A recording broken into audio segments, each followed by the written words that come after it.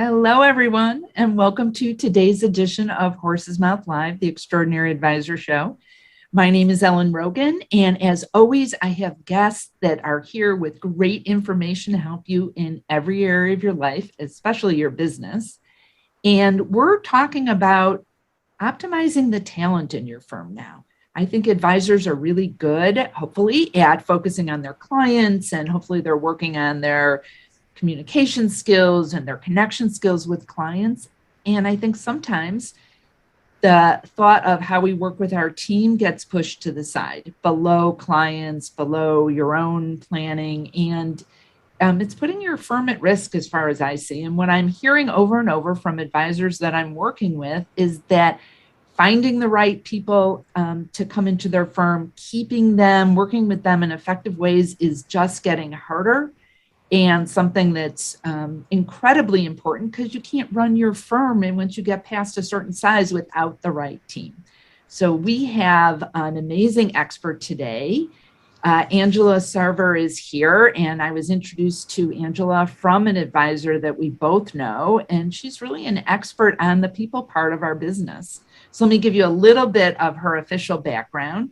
For more than 20 years, Angela Sarver advised independent advisors on how to manage and maximize their talent in their firms, how to use this to grow their revenue, improve operations, motivate employees. She's an expert in HR, which is really important, like the technical side of things too. That's where I focused initially when I first met Angela, because I know at my firm, I had employees that were with me for years. No one ever quit, but I wouldn't say I was doing like all the technical things right on the HR side. Luckily, it all worked out, but probably should have had things that I didn't have in place. But, luckily, as I said, that worked out. If I had a do-over, I would do it more officially right. And I think sometimes when you have a small business, you don't necessarily think about those things.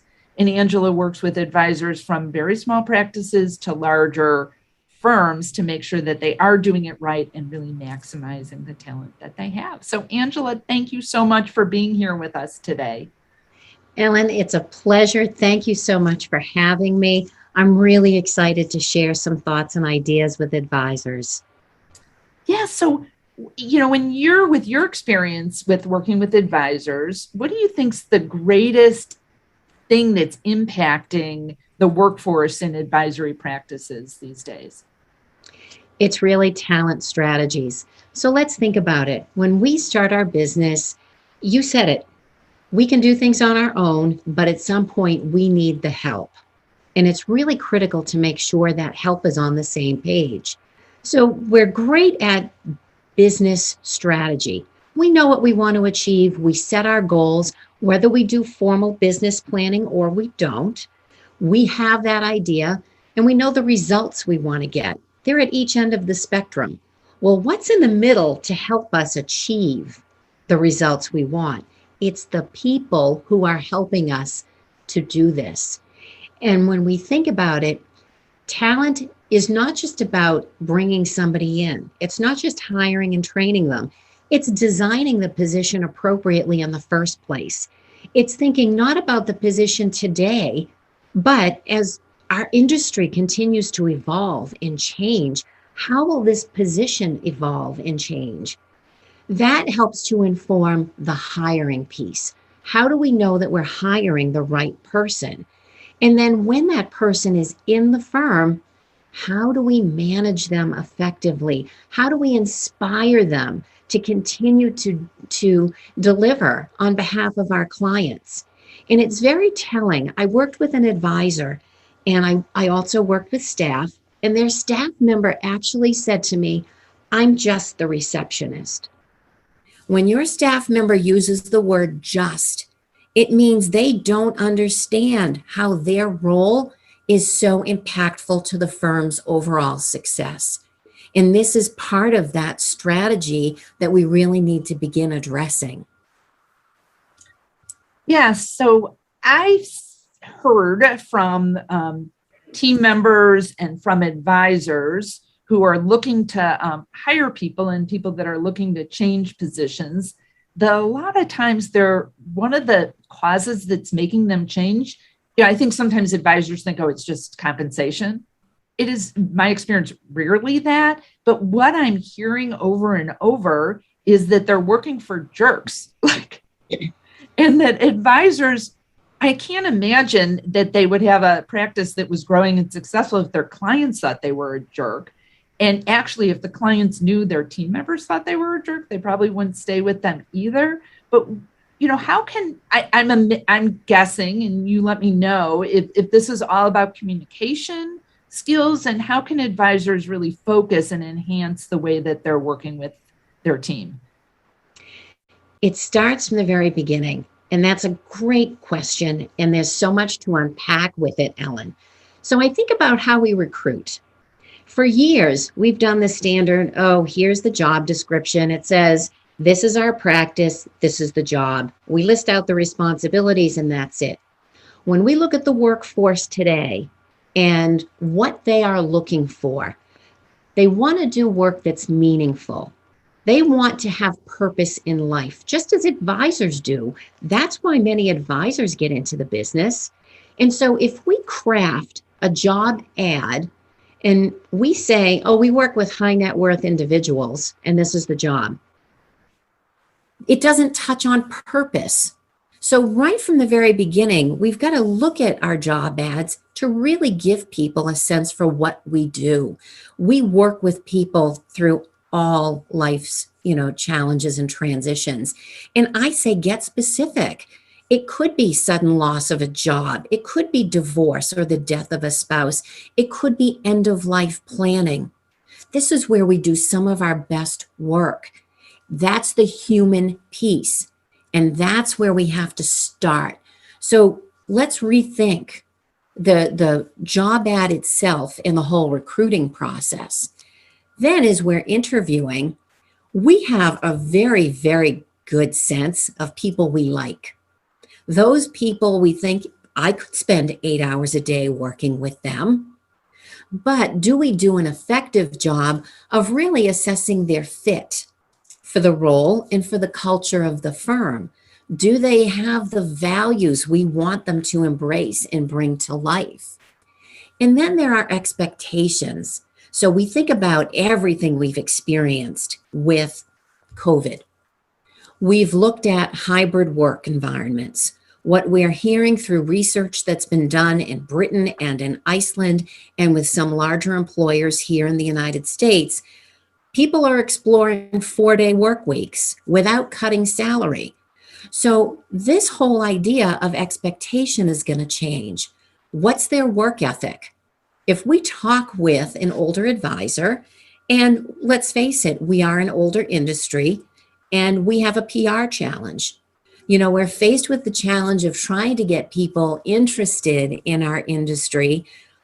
But if you look at our younger generations, and I don't want to make too many vast generalizations here, but our younger generation is being influenced by what they have seen. So in 2008, 2009, we have the big crash. They watched their parents lose their jobs. They lost money. They lost their pensions. How many of them had to use their 401k to survive?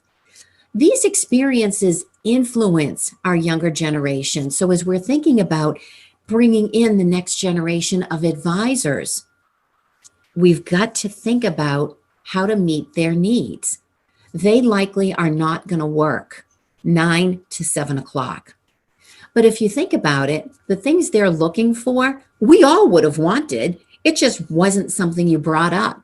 Who wouldn't like to work a 4-day work week or work a couple of days from home?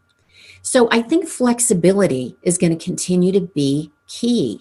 We've got to be flexible and we've got to really rethink what is a solid work ethic. When we were coming up through the ranks, we, worked 8 to 6, 6:30, 7 o'clock at night. But at that time, we didn't have iPhones. So when we left work, we left work. For many today, there is an expectation that I don't have to work 9 to 5 because I can connect at 9 o'clock tonight. I can email a client at 7 in the morning. And so technology has given us greater flexibility, but our own attitudes and our own biases, given our individual experiences, influence how we work. And I think that work ethic is a real chasm between advisors and new employees because we're feeling like, oh, they want everything. And they're thinking, I just want it to be reasonable. Again, go back to purpose.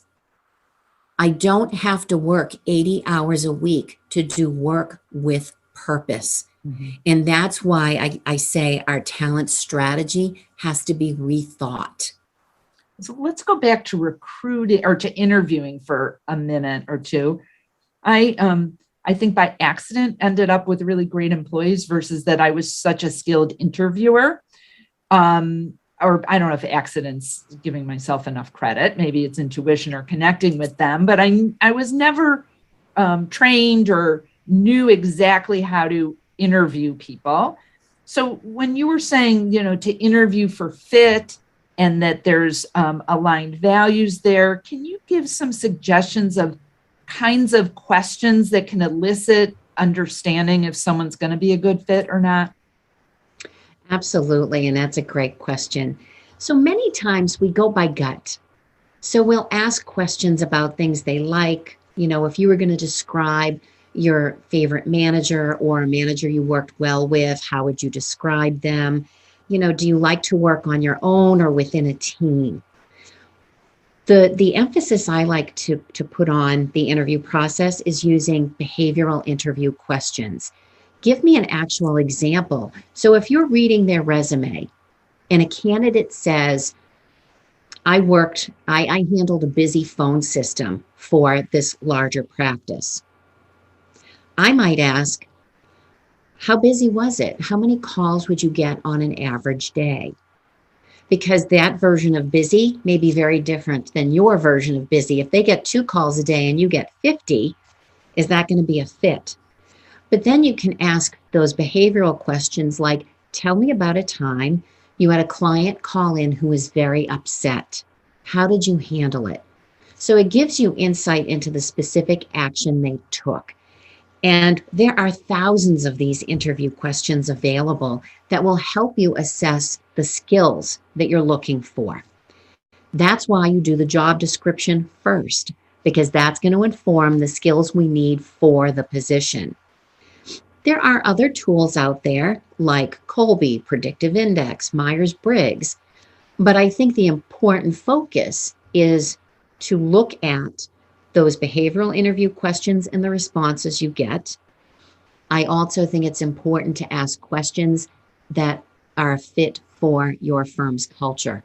So if teamwork is really important, if that's something you want everybody in the firm to embrace, I would ask a question like, tell me about a time you went above and beyond to help a member of your team.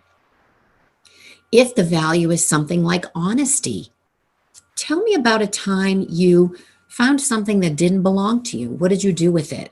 Or you were at the grocery store and you realized that the grapes didn't scan. How did you handle it? So I think we can ask questions that really get to the heart of our values to make sure not only do they have that skill fit, but they're going to be able to embrace the values that we hold most closely. Good. So things have been changing so much with people going virtual and just all the changes that we all had to make once everything got shut down so quickly with quarantine. And now things are coming back at different, what I'm seeing at different firms. Some people are coming in, some people aren't. At a bank where I consult for, their policies, it's kind of up to people when they want, unless they have a position where they actually have to be there. And you were saying when you first started that advisors tend to do things the way they've always done them. So what are ways that people can be a little bit more nimble or awake to the fact that they may have to be adjusting or shifting the way that they're doing things with their team? Well, I think it's kind of obvious. You realize as you're either interviewing a candidate or having those discussions with staff about the return to the office, You recognize where there isn't alignment. My thought is, for so many of us, we're so used to running our firms ourselves, coming up with all the answers ourselves, that we never think about asking staff directly, what is it you need? Now, we don't have to promise to deliver on everything they want, but to have a sense that, if you've got 5 employees, if there's consensus among the 5 that, we would like this particular thing, maybe that is remote work for 1 day a week, then you at least have a starting point rather than trying to create it anew based on your own thoughts or feelings about it. So I think, that open communication, that asking, what are your needs? What can we do? What do you expect? And then being able to say, we can't give everything, but here's what I heard. So staff knows they were heard. We listened, and here's what we're going to be able to accommodate. So remote work is going to continue to be on the forefront of what employees want. That's going to make sense for some firms and for some positions. It won't for others. But my thought is, let's explore, is there something else we can do? For a reception position, let's say, hard to work from home if your job is to greet clients when they come in or to set up the conference room. So maybe they can't do that, but they get something different. Maybe we adjust bonus. Maybe we look to other things that are important to them. Maybe it's being able to leave early on a Friday afternoon during the summer because their child's in soccer. This is a time to be creative, not to think about what we've done in the past. And I think the second challenge is that we can't wait to see what everybody else does in the future. We have to take action now. And the wonderful thing is nothing is etched in stone. We can always set the expectation that we're going to try it. If it works, great, we'll continue it. If it doesn't, then we adjust it. We see what happens. And I think sometimes we're afraid to even take that step because we think once we've allowed remote work or once we've allowed, an employee to have flex time, that they're going to want everything and they're going to keep pushing that envelope. This is all about what people need right now. And that's going to be critical when we think about retention. And we don't want to have to worry about turnover because we weren't flexible enough to consider other options. So when you see a firm that has a lot of turnover, and in addition to not being flexible, or, what do you see? Are there similarities in terms of mistakes advisors are making or problems that they have where they're the firm that has turnover and someone else keeps employees for 20, 25 years and they do a beautiful job? They treat your firm like it's theirs. Like, what do you see are some of the biggest mistakes that advisors make that cause that turnover issue? That's a great question. So picture this. I'm a new employee. I've just joined your firm. I have a couple of years industry experience, maybe not much more than that. And I come in, and now that I'm hired, I work with staff because staff is training me, but I really have very little interaction with the advisor. Maybe we get together during staff meeting each week, or I only see the advisor when I'm asking questions. That's the first mistake. There is no human connection. So if we think about relationships with clients, we wouldn't do that. We wouldn't get a new client and then not continue to have some touch points as we continue to try to build that relationship. It doesn't stop once the new employees start. That's when everything just begins. So it's really important to think about ways you can continue to connect. It can be Monday morning, quick coffee. Let's take 5 minutes. How was your weekend? What did you do? Employees want to know that the person who manages them relates to them, understands them, shows an interest in not only their work life, but their personal life. It's an easy thing to do. So I think that's the first challenge, is that Staff often doesn't feel like there's a connection with the advisor. The second thing typically focuses on career growth and development.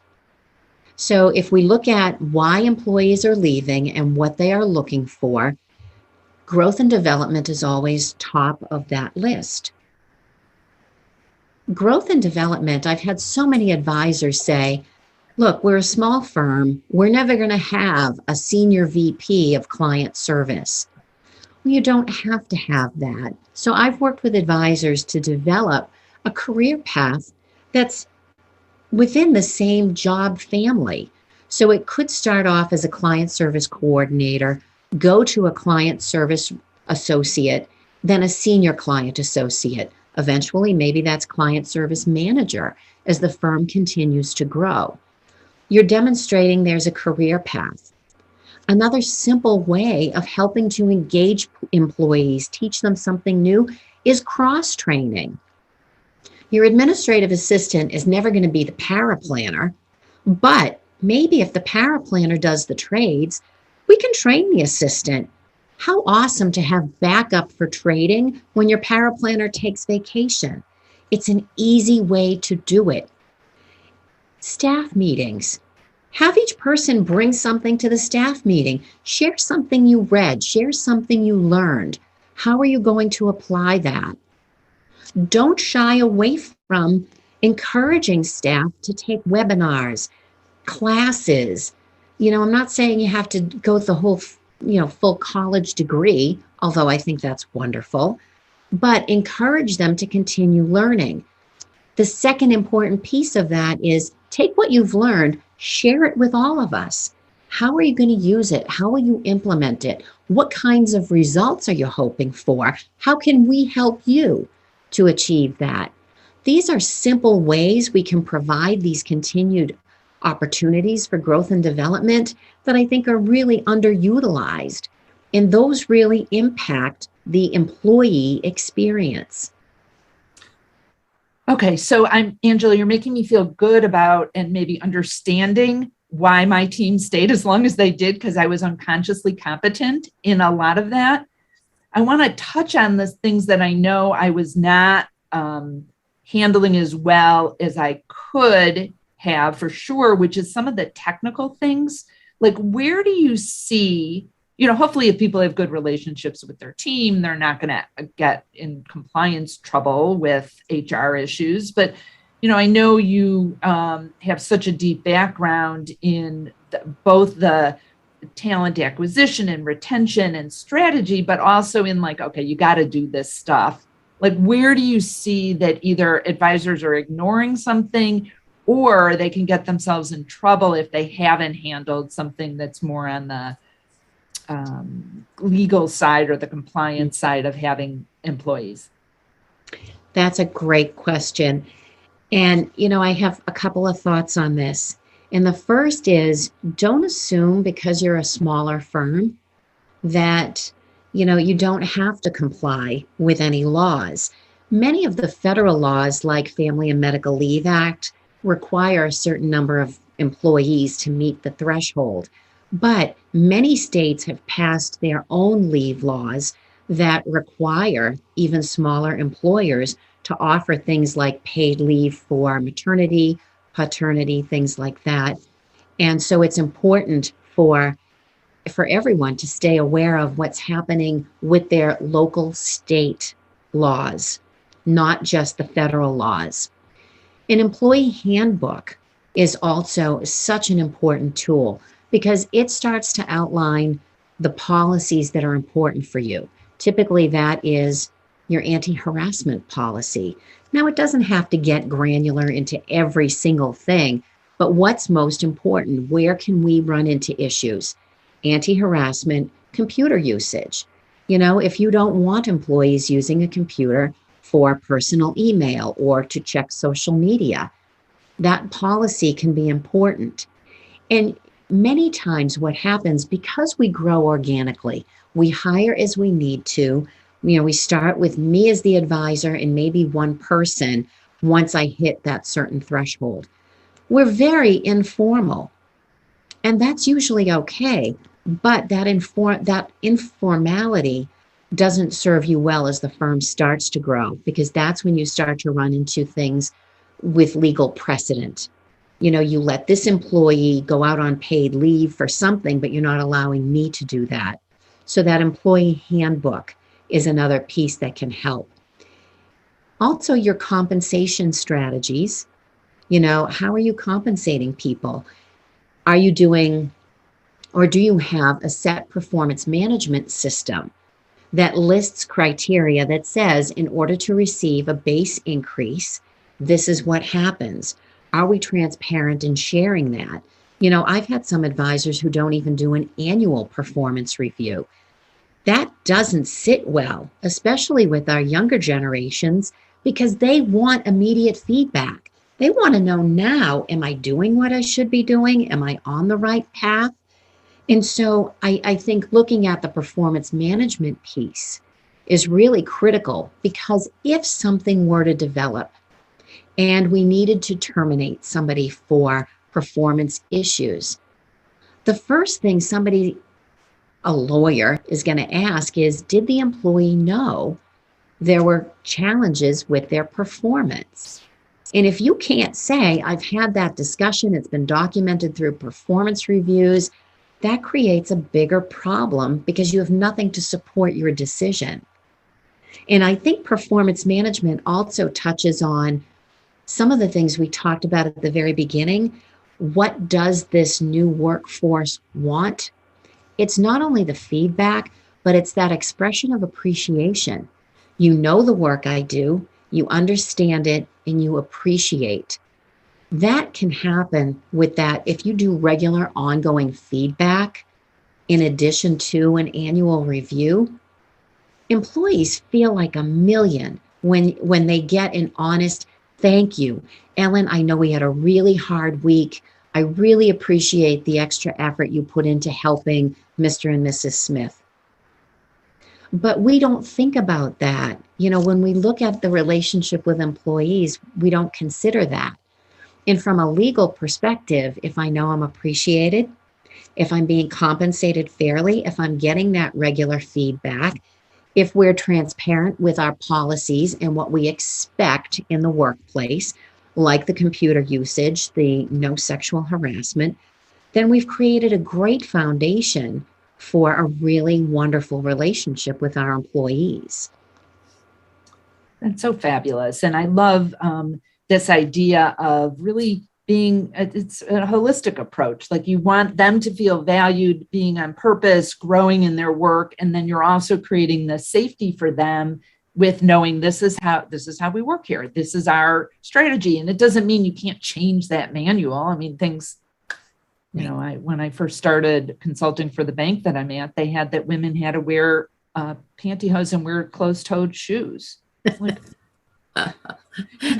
they've changed that since then. But yeah, so this is great. And I love the fact that you're out there really supporting advisors, Angela, in making this thing that is so important. You can't, when you get, start to grow it all at your firm and you need team, you can't do this without being great at working with your team, just like you can't do it without being great at working with your clients. So thank you for the work that you're doing. If people want to learn more, which you should, if you don't have a HR consultant or someone who's advising you on this, you really need that for your team.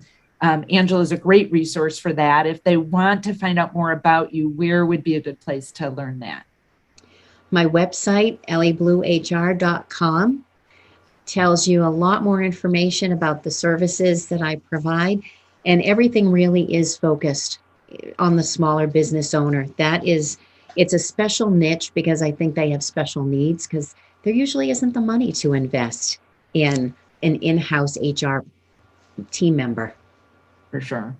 Great. And this is so important now. I just heard on, it was Marketplace last night when I was driving home, that the ads for HR employees have increased like 1,000% since the beginning of the pandemic. So people are realizing at big firms that are actually hiring HR professionals, and we need to realize this at our smaller firms as well, how crucial this is. So again, thank you for being here with us, Angela, and thank you for the work that you're doing. Grateful. Thank you so much, Ellen. I appreciate it. And thank you to all of you who are watching and listening.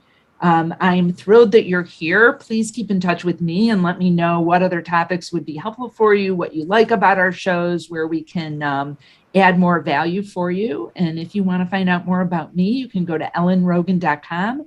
And if you go to ellenrogin.com/horse's mouth, you should hopefully be able to download my special report, What Extraordinary Advisors Know. I'm saying hopefully because we've had a little glitchy system with that the last few days, but it will be back up and running if it's not when you go to try to get that very soon.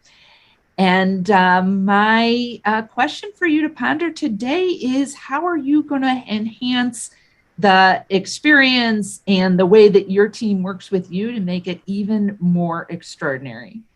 Remember, be great and create great every single day.